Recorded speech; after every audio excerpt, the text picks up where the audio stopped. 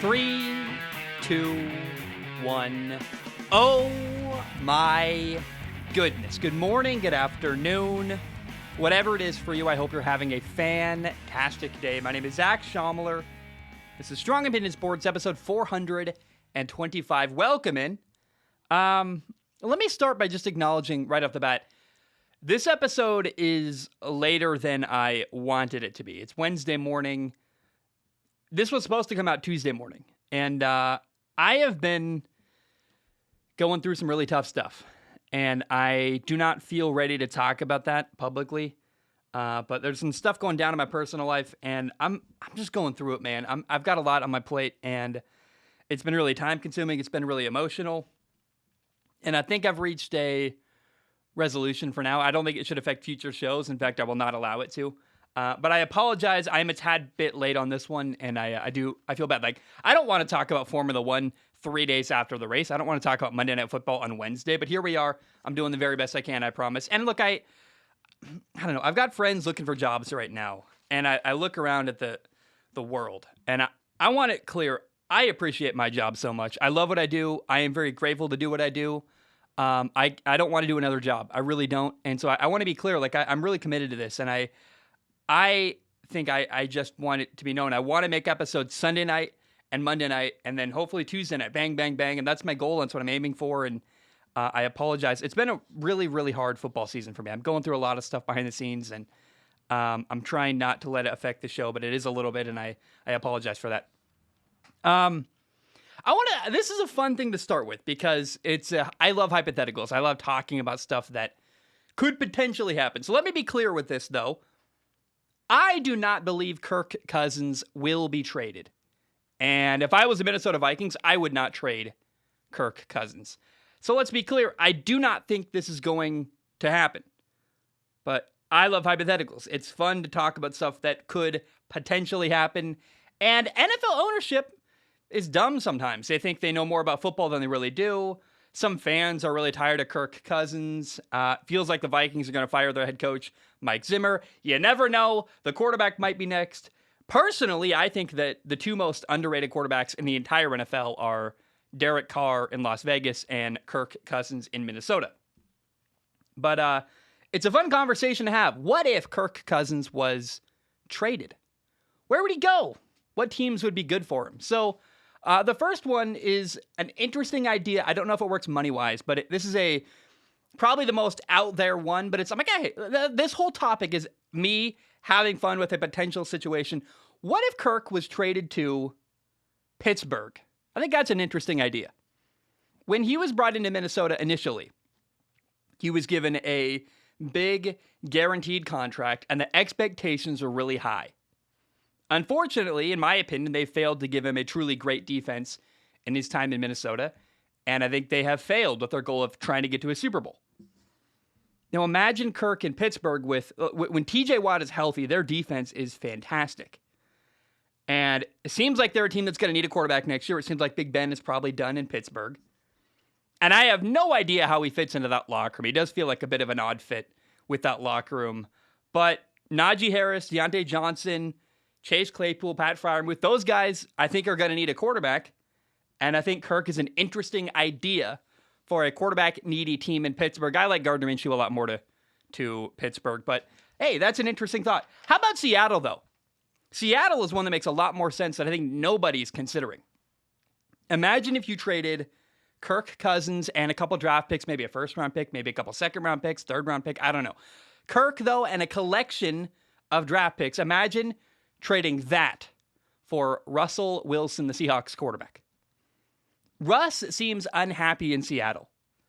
And what this trade would do is it would give Minnesota an upgraded quarterback and simultaneously give Seattle a cheaper quarterback, which they need to build their roster up, and also give them some draft picks they could use to rebuild their football team. So I think actually Kirk to Seattle is a really, really underrated option that I've not heard that anywhere. And I'm like, that would be really fun and very, very interesting.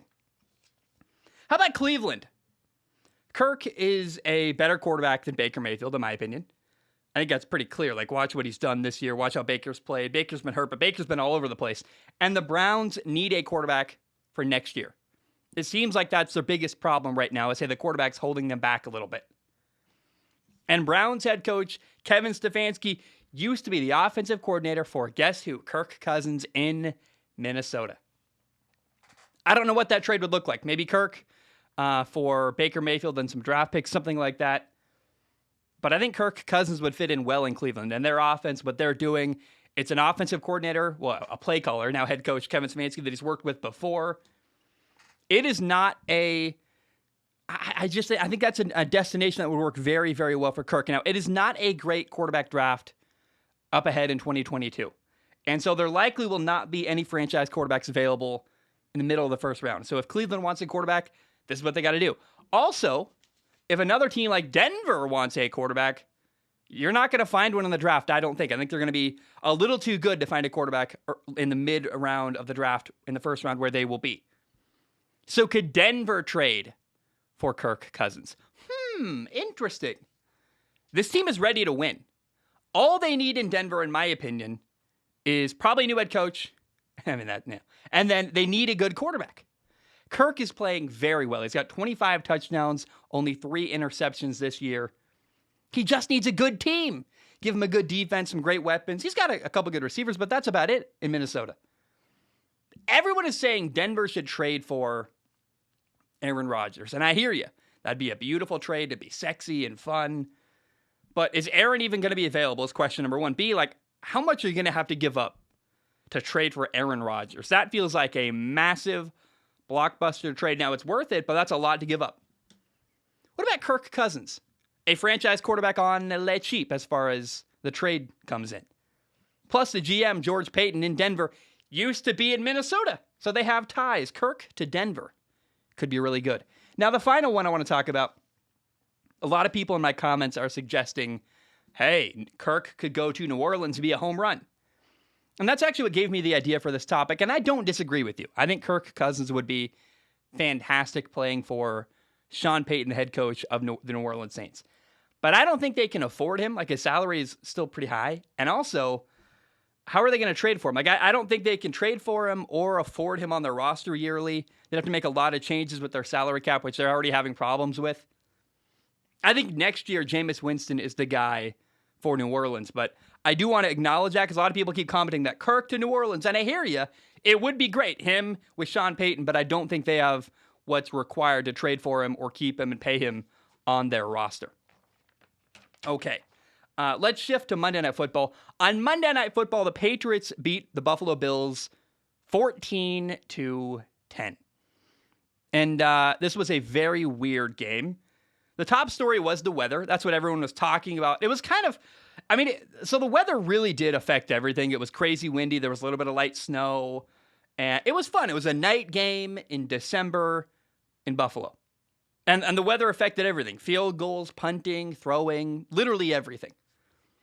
Although I do want to give a bit of commentary. I felt like ESPN, as they always do with any kind of angle they can find, they find an angle. Hey, Najee Harris was homeless at one point in his career. And they just pound it into the ground as hard as they possibly can. And they spew and blather on about it way too much. And I felt like, yes, the wind was crazy. And it did affect everything. I hear you. But I felt like somehow still ESPN went way over the top, like every single second reminding us, hey, by the way, did you forget? The wind is crazy. And I'm like, yeah, how could I forget when you're talking about it every 5 seconds, every play? It's another piece of commentary now.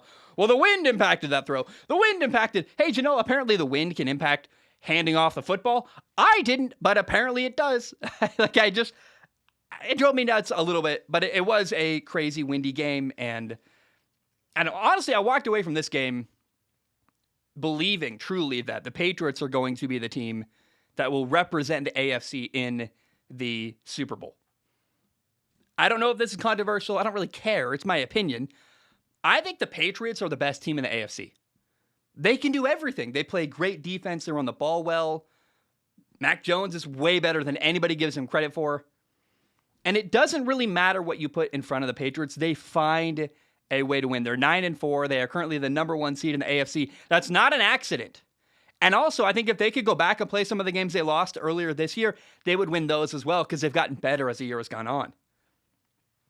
Now, in this game, something unheard of happened in this football game. Mac Jones, the Patriots, rookie quarterback, but Patriots quarterback, threw the ball only 3 times, and they won. And yeah, he played the whole game. It wasn't like he started the game, got hurt, got taken out. No, he literally, the entire game, threw the ball 3 times. Mac Jones was killing it with handoffs. I have never seen better handoffs in my life, just over and over and over again. A couple tosses here and there. The Patriots ran the ball 46 times for 222 yards. I mean, that when I say the weather impacted everything, it really impacted, clearly, the Patriots' game plan.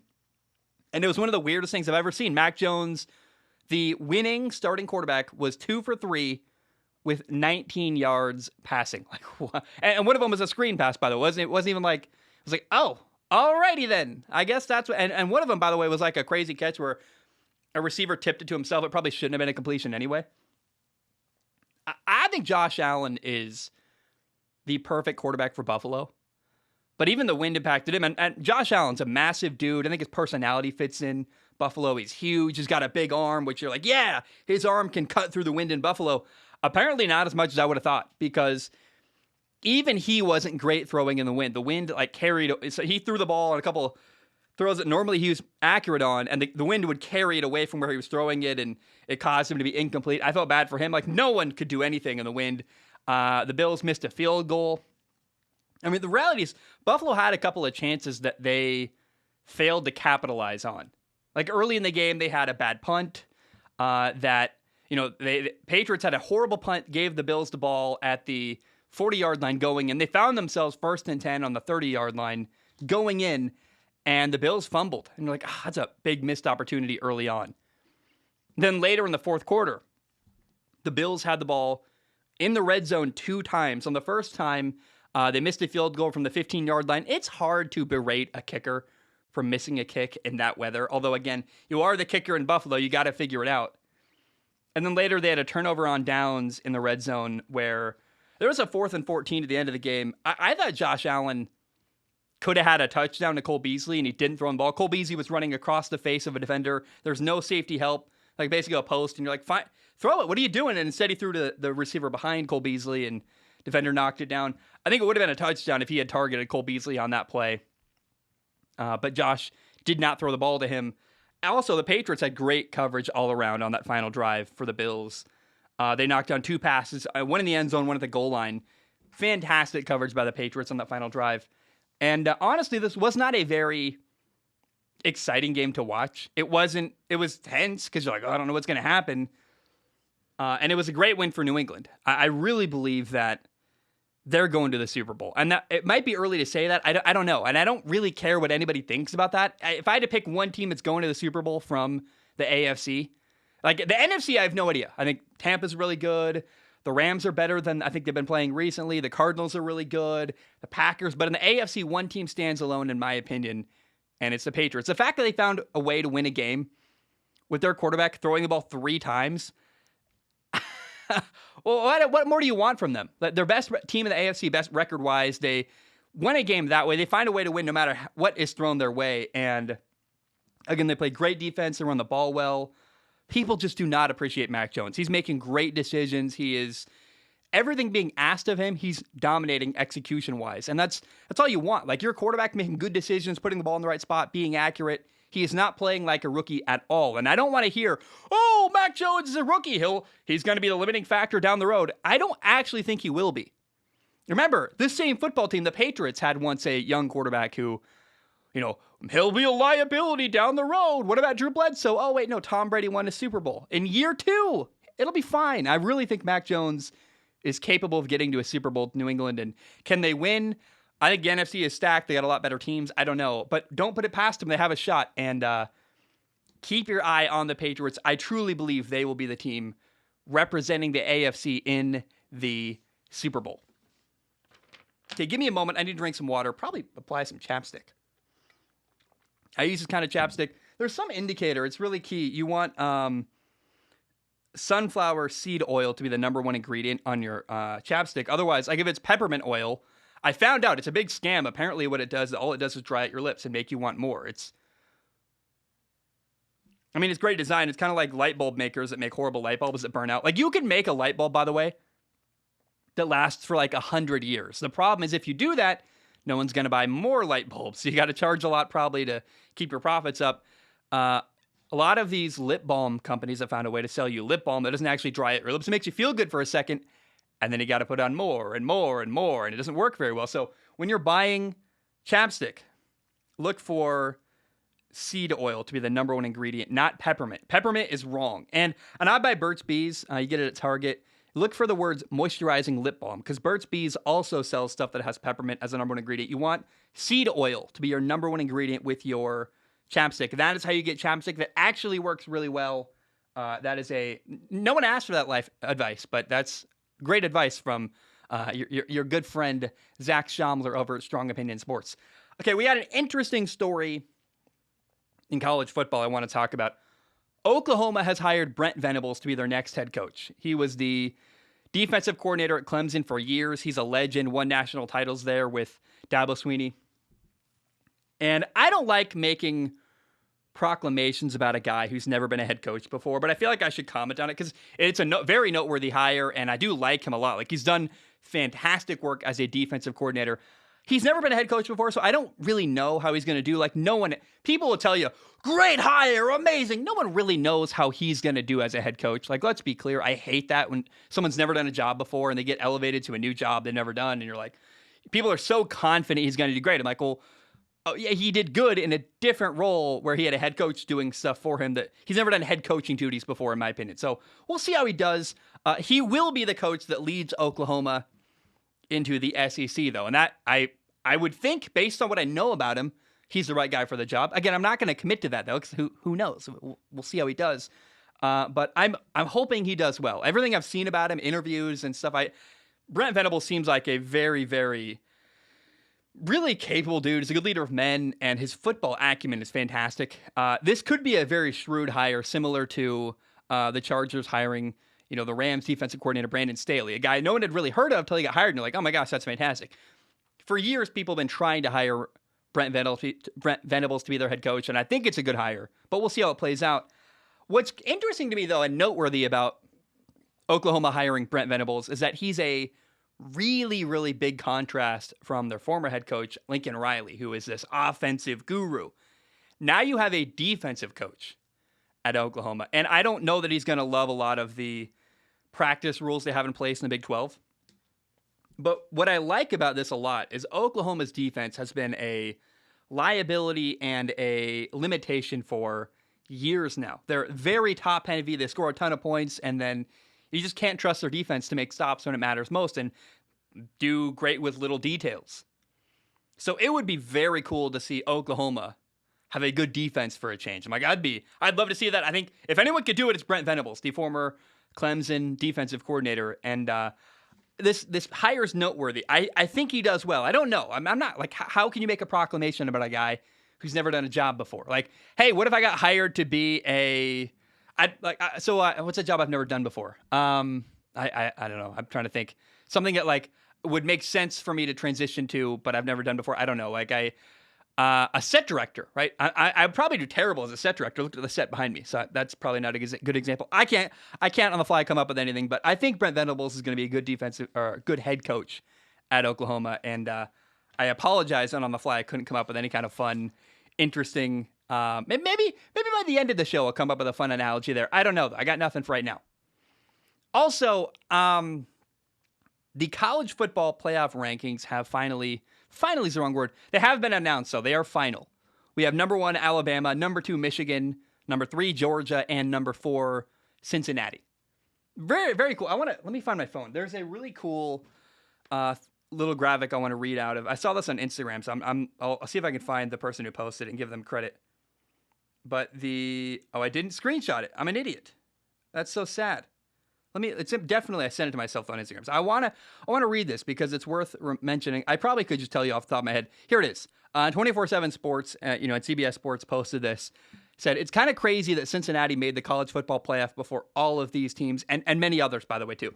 USC, Texas, Penn State, Tennessee, Nebraska, Florida, Miami, Auburn, all these legendary, massive programs in college football. And guess who made it before all of them? Cincinnati. Well done, Cincinnati. I don't know that they're going to win their game against Alabama, but that's awesome. I also want to say it makes a lot of sense for Michigan to be ahead of Georgia. They're both 12-1, but Michigan won their conference championship and Georgia did not. So I'm like, yeah, that makes total sense. And as long as they're playing against each other, I'm happy. Like when I ranked them, I very thoughtlessly put Georgia ahead of Michigan because I think Georgia is a better football team. But like, I don't really care. As long as like it makes sense to put Michigan there, and whatever. It's weird how like we have to pretend like we're ranking them based on logic when really I feel like people are ranking teams like I don't know. There's a lot of stuff, and we'll get into it. Like the rest of the rankings, 5 through 8, are like very silly and make no sense. I talk about it a lot and Ask Zach. But on Friday, December 31st, Cincinnati will play Alabama. Exciting, interesting. And Georgia will play Michigan. Now, I would be absolutely shocked if Cincinnati beat Alabama. But anything can happen. Maybe Alabama has a bad game. Cincinnati plays out of their mind. Like, it's not impossible for Cincinnati to win this football game, but they will be a heavy underdog. And I'm really excited for Michigan and Georgia because, so Georgia probably wins, but I think it could be more competitive than anyone realizes. Like Georgia all year has dominated everyone, but the matchup I really can't wait to see is Michigan's offensive line against this Georgia defense. And it's two similar quarterbacks who are kind of limited, not great. I think Georgia wins this game. But it also has a chance to be good, and that's all I want. All I want when I watch football is an outcome that I'm not quite sure of, that's interesting and comes down to the wire. And I think Michigan has an opportunity to be that. And if Georgia comes out flat and Michigan runs the ball well, this could be a game very similar to the Big Ten title game where Michigan dominated Iowa. If Georgia doesn't show up, which I don't know why they wouldn't, like right, like, and this is true about any football team. If you don't show up to play against a good football team, you'll get your ass kicked. And Michigan, especially their style of play, they pound the rock. They are very physical. Michigan could kick their ass if Georgia doesn't come prepared. And if they overlook this game, and it might be, I don't see that happening. Georgia, they're playing in a college football championship game, playoff game. This is not like when they played Texas a couple of years ago when they were very flat against Texas because it's a bowl game they didn't care about. I don't think that's going to happen. But Michigan, there is a possibility here. There's like, alternate realities where there's all these possibilities. There is a possibility here that Michigan does blow out Georgia because of their style of play, their physicality. If they catch Georgia off guard, they'll make them pay very, very quickly. Okay, before we end the show with Ask Zach, I actually want to talk about Formula One. So you can skip ahead if you want to. I'm going to talk about it in a way, though, that I hope is accessible to everyone, because hear me out. If you're not a Formula One fan, you're a football guy, you're here for football, totally get it. Although I think you're missing something because the way that Formula One has worked out this year is an unbelievable finish where, unlike most years, going into the final race, the top two drivers in Formula One are tied. One race left, and it's tied, and we're going to see who comes out victorious at the end of the year after this weekend. So, on Sunday, we had the Saudi Arabian Grand Prix. There's a lot to talk about, but the main thing I really care about is Max versus Lewis. So Mercedes driver Lewis Hamilton won. He got first place. He also got fastest lap, so he got 26 points, which right now means that currently Max Verstappen, who got second for Red Bull, they're tied with both 369.5 points going into next weekend. There's one race left this year, Abu Dhabi next weekend, and that's going to decide everything. I cannot wait. It's going to be, cross your fingers, hopefully very, very interesting, exciting. I would like it to come down to the wire. I'd be heartbroken if Lewis pulled away and won by like 20 laps. If by lap 20, with 20 laps to go, like Lewis is ahead by 14 seconds and it's over, that would be really sad. Or if like Max or Lewis, one of them doesn't finish and has like a gearbox issue or something, it'd be really, really sad and very, very heartbreaking.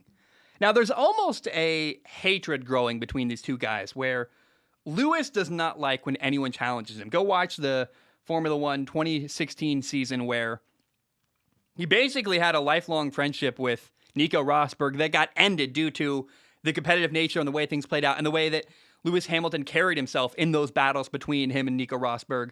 And look, Max Verstappen is not afraid to play dirty if he has to. He's the kind of guy, he's like, I'm trying to win. I don't care about being friends. I don't care about being liked. I don't care what fans think. I want to win a world title.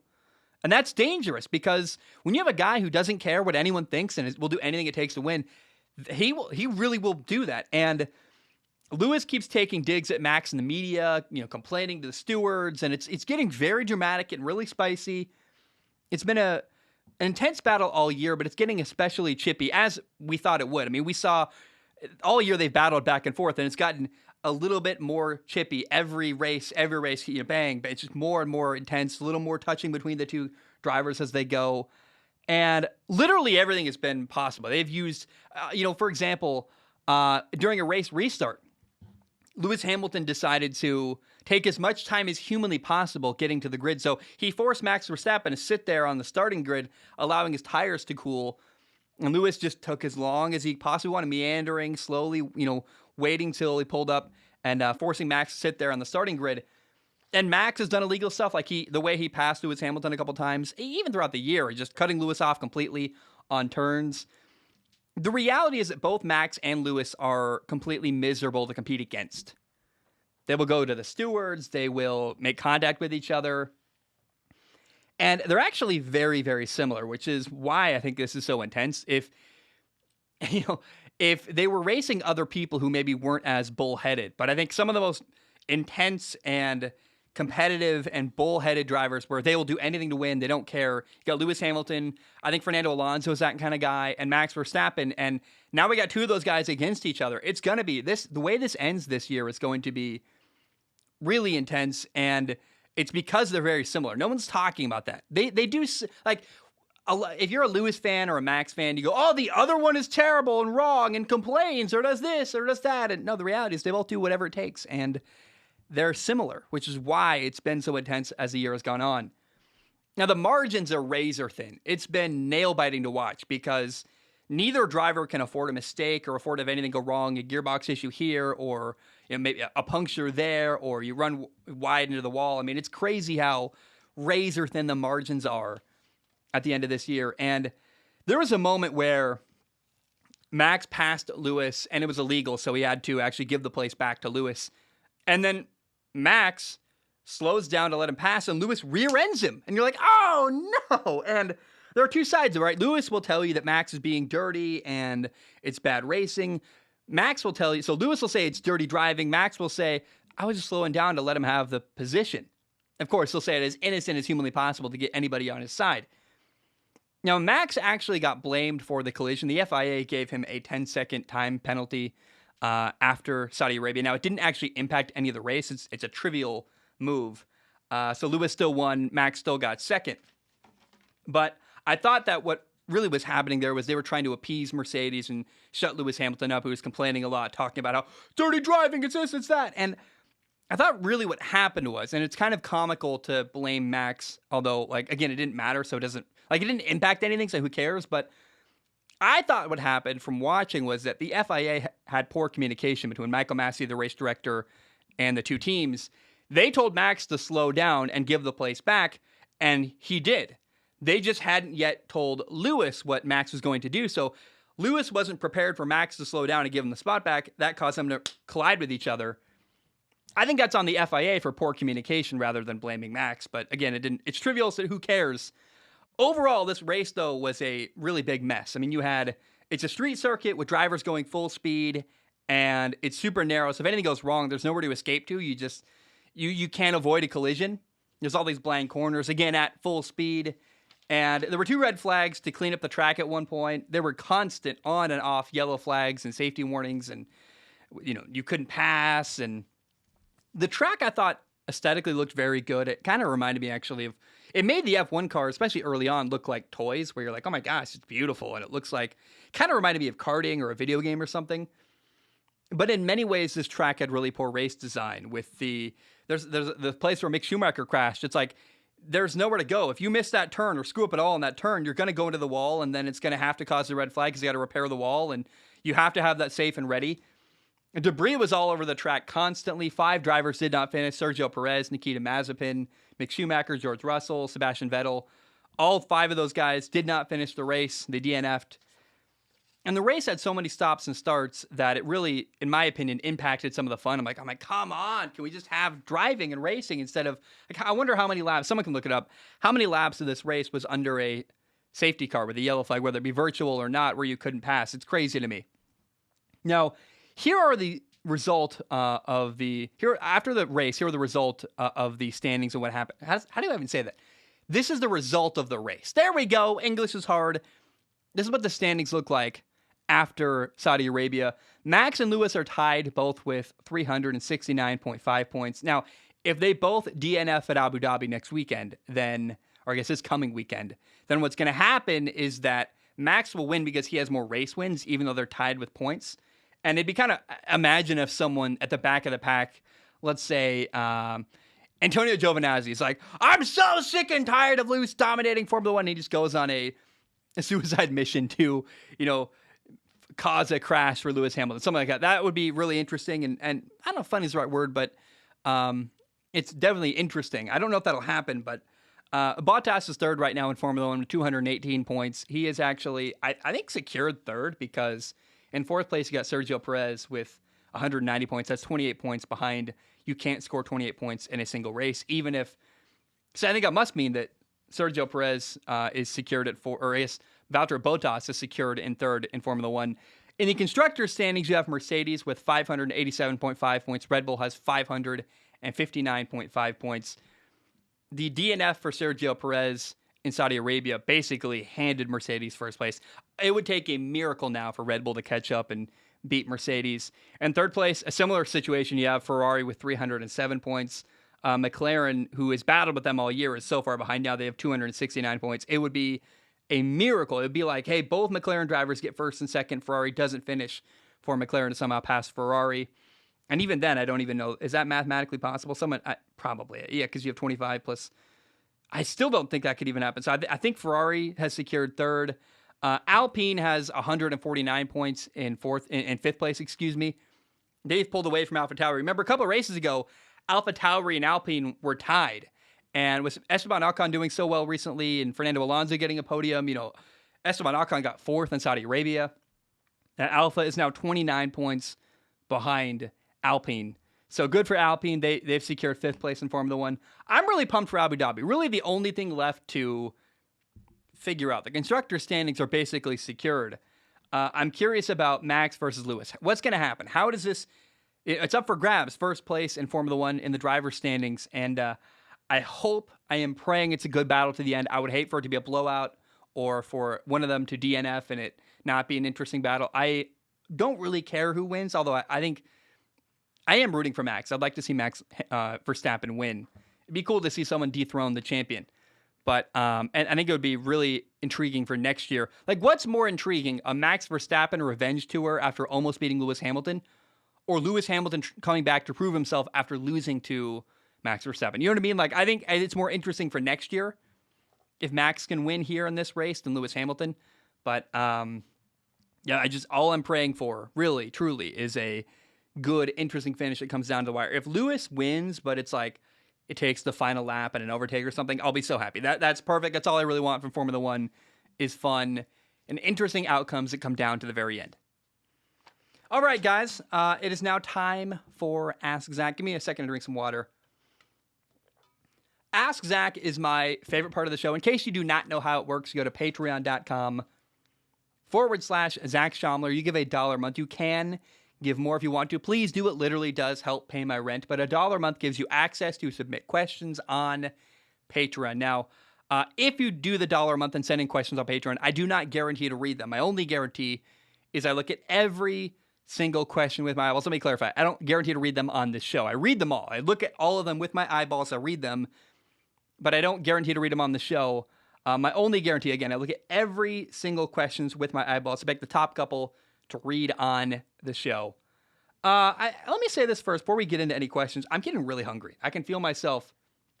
I'm on a diet now where 6 days of the week I eat very meagerly. I eat literally carrots and boiled eggs and bananas, mandarin oranges, tomatoes, like very, basically vegetables or boiled eggs. And that's it.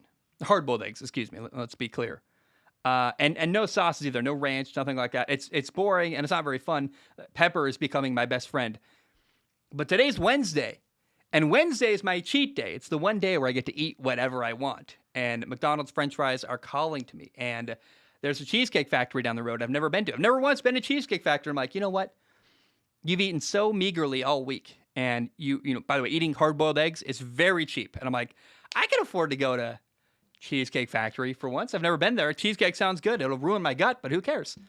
And so I feel myself slipping. I haven't eaten anything this morning, and I'm already like, I hope that being hungry, I probably said Max's name instead of Lewis's name a couple times during that Formula One segment. And if I did, I feel bad, but it's because I'm actually starving right now. I'm like, all I can think about is food. And I'm like, let's not ruin the flow. We got 30 minutes left of the show. Let's just do that. And then I'm so excited to go eat. Well, I don't know what I'm going to eat next. Maybe it's early morning, so like nothing good is open yet. I mean, I had IHOP here is expensive and bad, so enough talking about food.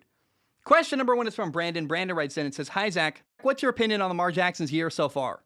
Is he still having issues making reads and throwing the ball in the pocket, or is his injured offense hurting his playmaking abilities? Also, who would you rather take as a franchise quarterback, Josh Allen or Lamar Jackson? Thanks for all the content." I don't know. They both have had struggles this year, Josh Allen and Lamar Jackson. I don't really care to answer that. But I want to say this. Definitely, I'm going to need to do a film analysis on Lamar Jackson's year so far because I don't feel equipped to answer that fully. And that'll be a really interesting and frankly quite easy film analysis to make because it's just watch what happened and report on it. Like that's my favorite kind of film analysis to do is talk about a guy who's maybe had an up and down year. He hasn't been great this year. He's had a lot of interceptions. He's actually winning games when he throws interceptions still, which is interesting. But my impression of Lamar, and this is an impression, and so take this as a grain of salt because it's what I think is happening before diving in and watching all the film. But my impression is that Lamar is just growing and changing and trying to take his game to a next level. Like the way Tua, for example, Tua Tagovailoa, the Dolphins quarterback, is in his second year, and I thought that his last game against the Giants on Sunday was him really taking a step forward, throwing back shoulder fades, throwing the ball downfield a little bit more. And Lamar is trying to expand his game even farther than that, trying to do stuff. They got Rashad Bateman, a draft pick. They're really he's trying to expand his game. And when you do that, you go through growing pains. And I think what we're seeing this year is Lamar Jackson going through growing pains and having a hard time evolving his game. But I think it's all for the better. Like the more he can make mistakes and learn lessons from them, the better of a quarterback he will become. So it's all good. It's just, it's growing pains. That's what I think is happening. But for sure, I'll do a film analysis and talk about all the little things Lamar is doing and has done this year that he needs to work on for next year. Okay, Connor writes in, he says, "Hey, Zach, have you ever been to an NBA game? If not, I really recommend it. Last year, I watched the Atlanta Hawks and Toronto Raptors, and it was so much fun. There's something special about the constant cheering on one side while the other sits in disbelief. I love going to sports games so much." I feel like if I say this as a sports commentator, I'll get in trouble. But I would imagine if you listen to the show and you know who I am as a human being, you're probably not shocked to hear I don't love going to games because I am a massive introvert and crowds make me uncomfortable. Like crowds doing stuff that when the Tennessee Ole Miss game earlier this year when Tennessee was throwing stuff on the field and that mob mentality scares me a little bit. I don't love concerts, feel uncomfortable in public. I can't be myself. However, all that being said, NBA games are fantastic. I've been to one in my entire life, and it was one of the most fun experiences I've ever had at a sporting event because football, in my opinion, I think is better at home. I would rather watch football from my couch. And maybe that's because I'm working, and I went to like the Cincinnati Bengals Patriots game in 2019. I got to watch Tom Brady play live. It was really fun. Amazing experience. And I love Cincinnati. I love the people there. It was a great time. But I'm taking notes, and it's a bit weird to take notes in front of a crowd. And I've taken notes where I got invited to a game. Like the XFL had me come to games, and I sat in the press box, and that was like way better because they serve you food, and you have your own little area where you have a desk, and you can take notes, and it's great. But NBA games and basketball in general, I think is a better kind of game to go to. There's no weird long TV timeouts, and it flows better. And, defense, like just the chanting and the cheering, and it's fun, and it's a great thing to watch live. Hockey, though, Hockey is my favorite sport to watch live, and you would never know that. I love hockey, and hockey is just the perfect thing to be in the stands for. I really love it, and if I had to pick one kind of game to go to, it probably would be a hockey game, actually. So I'm gonna travel a lot next football season, go to some games and drive around, and I got a fun plan there. But I guess honestly though, my favorite type of game to go to, basketball's great, hockey is even better. Dylan writes in. He says, do you believe that firing Joe Brady was the right move? What are the possible outcomes of this transaction? So the Panthers fired their offensive coordinator, Joe Brady, the young guru. He was the great offensive coordinator that helped Joe Burrow become a Heisman Trophy winner and won a national title at LSU. Here's the reality about Joe Brady. He failed with a lot of quarterbacks. Teddy Bridgewater didn't work. Sam Darnold didn't work. Cam Newton had a really horrible game. Didn't work with any of them. So that's a concern. Like when you failed with Sam Darnold, Carolina wanted Sam Darnold to be a thing. And he was unable to make Sam Darnold look really good, which maybe that's on Sam, but I think that was a really big nail in the coffin for him. And I worry, though, the outcomes that could come from this. I worry that Matt Rule, the head coach, could be next. I think Matt Rule, you got to just give it time, give him patience. They're building stuff. They had a lot of injuries, and I don't know. I don't know what is next for him, though. What's curious to me is, where does Joe Brady go? He's a failed offensive coordinator who I think clearly is not a terrible offensive mind. Like, I would love to see him maybe go back to LSU. I don't know. But it'll be really interesting to see where Joe Brady does land after this. And then who are the Panthers going to hire to replace Joe Brady? And who is their quarterback going to be next year? I mean, there's so many questions about Carolina on offense, and it's kind of discouraging to be I'm a quasi Carolina Panthers fan. I should go to a game there someday. That'd be really fun. But I just don't. I have no idea what to expect from Carolina next year. Okay, Ultimate A writes in. It's a very long one, but it's a good one, so it's worth reading. Ultimate A says, hi, Zach. There's been a lot of talk about expanding the college football playoff field. And after Selection Sunday, I feel even stronger about expansion. So many good teams are available for some cool matchups, even though I wouldn't say all of them have a real shot at the top. But hey, any given Sunday, am I right? Yeah, sure. Or Saturday, he says. So let's have some fun with it. If the college football playoff had a change of heart and put together the 8-team bracket this year, these would be the matchups. It'd be number 1 Alabama against number 1 Ole Miss, number 2 Michigan against number 7 Ohio State, number 3 Georgia against number 6 Baylor, number 4 Cincinnati against number 5 Notre Dame would be the fourth game. I am a firm believer that these rankings would not stay the same in an 8-team field, as the committee would like to prevent repeat matchups as much as possible. I believe they picked the rankings this year because of this reason, especially to avoid Georgia against Bama back-to-back. That being said, do these hypothetical matchups look interesting to you? Any observations from these 4 games you might like to share? Thanks, as always, Ultimate A. So I don't know how you would rank this, because I still, the matchup I want to stay the same. I want Georgia against Michigan. However, the only way to do that really is to make one of them 4 and one of them 5. And you don't want to penalize Georgia, who's one of the best teams in the country. Like, I'll put them down. Can you rank them like 5th in the country? That feels so wrong after having only one last year. So that's a flaw with everything I'm about to say next, which is that the matchups I want to see, and maybe it's a simple answer. I guess maybe what you could do is have Georgia play Ohio State, then put Georgia in the top 4, have Georgia play Ohio State. But what I want to see, honestly, and this would be really fun for me personally, I want Alabama against Ohio State. I want Bryce Young against C.J. Stroud. 2 Heisman Trophy finalists, 2 great young quarterbacks. That'd be awesome. Georgia, Michigan, dream matchup. Great offensive line at Michigan against a great defense, Georgia. That's perfect.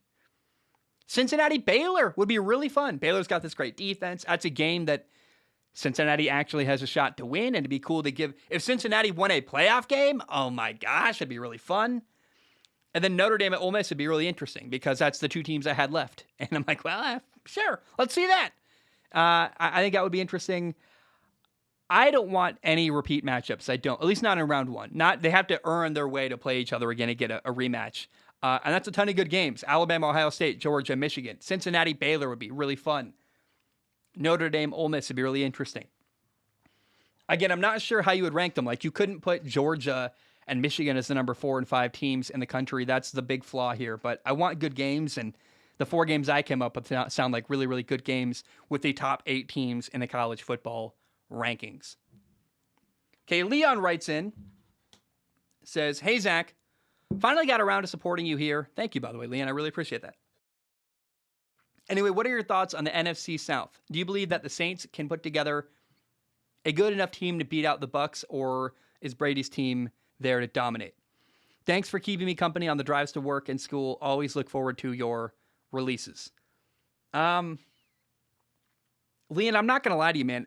Tampa's going to dominate for years here in the NFC South. At least this year, last year, probably next year too. Carolina and Atlanta are rebuilding. And New Orleans is in a problem where salary cap's a problem. They have quarterback problems. They're totally trying to regroup with the cap salary situation.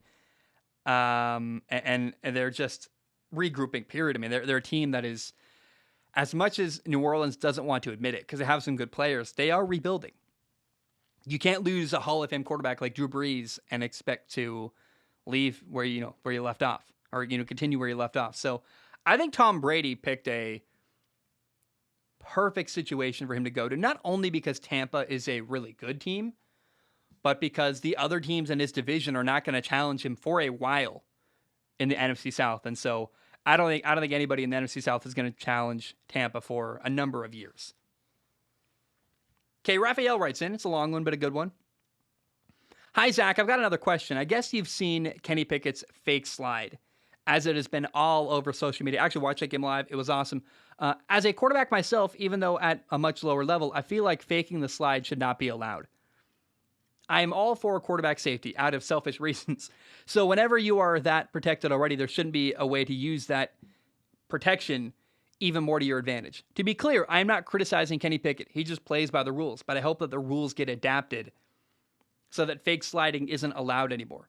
I believe that fake sliding is detrimental to the efforts made to protect players, and as defensive players need to make split-second decisions resulting in flags and even injuries if they choose wrong. What do you think? Yeah, totally. I agree with everything you said. It's very unfair to use your protection as an advantage. It feels like a loophole and a problem. However, here's what I would say. So in this run, Kenny Pickett had a 58-yard run against Wake Forest in the ACC title game. Here's my question. Was it actually a fake slide? Or did the announcer just call it that, and that's why we're calling it that? Like, the announcer in the moment created the narrative, I believe. Unless Kenny Pickett came out and said, "Hell yeah, I faked a slide and I got him." I think what happened really was watching live. It looks like Kenny Pickett was thinking about sliding. He slowed down to do it and then decided not to and took off. And it was also way faster than you stop and go. It was like he just hesitated for half a second and then kept on running. I don't know that was actually a fake slide as much as it was him trying to make up his mind. So I don't have a problem with what actually happened. But if people start doing that more, ban it. It's out of there. That's a terrible thing to have happen to the football world. Okay, final question of the day. Evan writes in. He says, "Oh, no, I got a long one. Second to last one. I want to read Christopher's question." Christopher says, "Do you think if you did anything different, you could have been an NFL talent at quarterback? Not necessarily a starter, but at least an NFL level."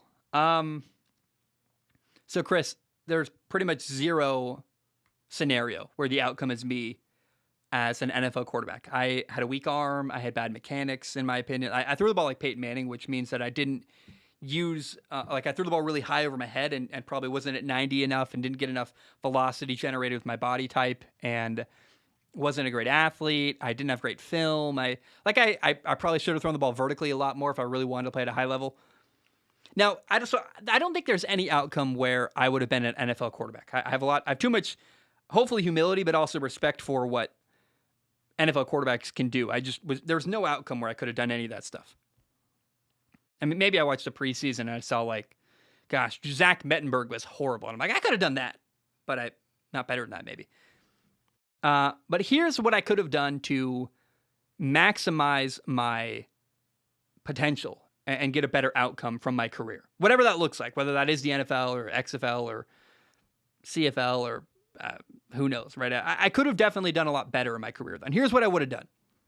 I should have gone to, and my advice for young quarterbacks, go to college camps. I had no idea the power that has because you go work out basically for college quarterback coaches. I'm like, oh, I should have gone to Sacramento State. I should have gone to, and like showed up, shook hands, showed them how good my footwork was, how accurate I am. That would have been a really helpful thing for me to do, and I didn't do any of that. I also I regret not walking on at a big school. If you're a guy who you're really confident, you work really hard, you believe in yourself. I was a fringe Elite 11 guy. Like I've told this story before, but I was like, they picked Ross Bowers instead of me for the last. It was the kid at USC actually. There's some other kid. I forget his name right now. He was bad. He had a torn ACL. I was like almost the last Elite 11 spot in the 2015 Elite 11 draft class. Like I'm not exactly. I guess 2014 Elite 11. Like I'm not kidding. I was working out with Trent Dilfer. I was right there, and they picked the other guy instead of me. And I had the best day of my life. I was killing it. So I wasn't that far off. I am confident I could have played at a higher college level than I did. But my advice to guys is, hey, walk on at a big school. What do you have to lose? If you don't make it, go to a small school. Like, you know what I mean? Like, I ended up playing Division III football because I really, really heavily settled and said I want to be a star at the Division III level. And I regret that a ton. And I never was a star, by the way. I'll tell you what happened in a moment, but I should have really gone to a higher level of football where I was more driven. I worked so hard to get to college football, and I was working with Division I in mind, and then I didn't even try to go to Division I. It's better to try and fail than not try and always wonder. So I should have gone to try to walk on it like a Wisconsin, who they could have used a good quarterback, and they never had one. I'm like, I can make good decisions at Wisconsin, hand off the ball 40 times and make 3 good passes. Like, I totally could have done that. Iowa, Utah. If you're a quarterback who you're like, I'm not an NFL quarterback, but I know I can make good decisions, and I think I can play at a Division I level, go to a team that plays great defense and runs the ball really well, where they don't ask that much of you. You just got to put the ball in the right spot the couple times a game you're expected to throw the football. I could have done that, and I regret that. Now, the other thing I should have done is I probably should have taken a gap year. I was a very different person, physically and maturity-wise, at 20 than I was at 18. So what happened to me, I went to college football. I quit halfway through the year. I didn't play my full freshman year, and I was depressed. I was having a really hard time. My parents had just gotten divorced, and it was really hard for me, and I was kind of feeling burned out on football. Like, I worked so hard to get to college football, and then now that I was there, I kind of flamed out. I lost that passion. Like, I was driven so hard by trying to prove my old coach wrong that didn't want me, and I'm like, I'm going to get to college. And I got there, and I lost all my motivation. I was depressed. I was at a crappy school that I didn't like, and I regret it. I was really having a hard time, and I think my parents' divorce had a much bigger impact on me than I've ever admitted until I went to therapy. I also should have ran more. I was so focused on, I'm a pocket passer. I never even thought to use my athletic ability more. And I could have run a lot more than I did. I should have done that. I should have thrown the ball vertically. Like, all the throws I regret are the throws I didn't make, where I had this amazing 6'5" receiver matched up on really short guys. I'm like, why didn't I just throw the ball up? I could have done that. And I was very accurate throwing a deep ball. I didn't take enough chances. And so, I guess what you can learn from my football career is the only things you're going to regret are the things you didn't attempt. I didn't attempt to walk on at a big school. I didn't have an outside the box thinking level. I'm like, I could take a year off and then go back. And if I'd taken a year off, like, if you take a year off and do nothing and play video games, you're not going to be good. But if you take a year off and are throwing every day, doing footwork drills, working hard, eating good, trying to get bigger, I throw the ball better now at 24, almost 25, than I did at 18. That's 7 years ago. I'm a man now. And that sounds silly, but I have man strength. I literally throw the ball farther and better. And my mechanics, I've been tweaking them for 7 years. They're way better now. I'm all around, I'd be a better quarterback today in college football than I was at 18. And I wasted all my eligibility, and I did all the wrong stuff. And so if you can learn anything from what I just said, I hope you learn a lot, because I regret not trying to walk on at a big school. I regret not throwing the ball deep a lot more. And You can make good decisions, but hey, 1st and 10, you got a good matchup one-on-one. Take it. Throw the ball out wide to your tall receiver. Hey, run. You're an athlete. I don't care who you are. If you can run, you got to run. I told myself, I'm a statue. I'm Tom Brady. So unhelpful for me to tell myself that. And don't burn yourself out, man. Like, it's really important to take care of yourself. And I think I didn't take care of myself at all. And so when I got to college football, I didn't know how to enjoy life. And that's, I don't know. I learned a lot from my failure as a quarterback in college. And if I can help other people, that would be great. I'd love to interview like Blake Bortles, Mark Sanchez, guys who have failed in quotes at the NFL level. It'd be really fun to me. So if you're a quarterback or a former quarterback, reach out to me. I don't really care what level you played at. Let's talk. It'd be fun to learn about what your experience was like, and I'll interview you guys because I think it'd be really fun to interview more quarterbacks. And I think the way to interview big name quarterbacks is to interview smaller name quarterbacks. Okay, final question of the day. Evan writes in, says, hey, Zach, I don't know if you ever run across any news regarding FCS football, but East Tennessee State University had a crazy comeback win against Kennesaw State this weekend that I think you would enjoy seeing. I've attached a 4-minute clip that shows Eastern Tennessee State scoring 15 points in 1 minute and 10 seconds and would love to see your reaction. So I'm not going to do like a reaction video or play anything like that. I mean, I'll get copyright struck. I'm not down for that. But I did want to, I watched the video. He sent me a PCS highlights video. Great highlight channel. There's so many highlight channels out there. I don't know how those guys do it. I watch highlight channels and I'm like, Jesus, you guys work so hard, clearly. And you have to give those guys respect. I don't know if they have a big team behind them. They probably do, but they kill it every week. Like the guy Wheels, dude, he puts out so many videos. It's amazing. I am blown away by those guys. Now, I don't know. You can say they're just stealing content. It's not true. Like it's a lot of work to cut together what they do. And I don't think they get the credit they deserve, actually.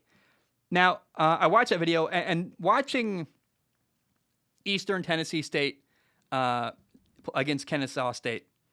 It's funny. So you wrote in East Tennessee State won. I watched the video. I couldn't actually tell you who won unless I'd read that just now because I would have. I'm like, did Kennesaw State win?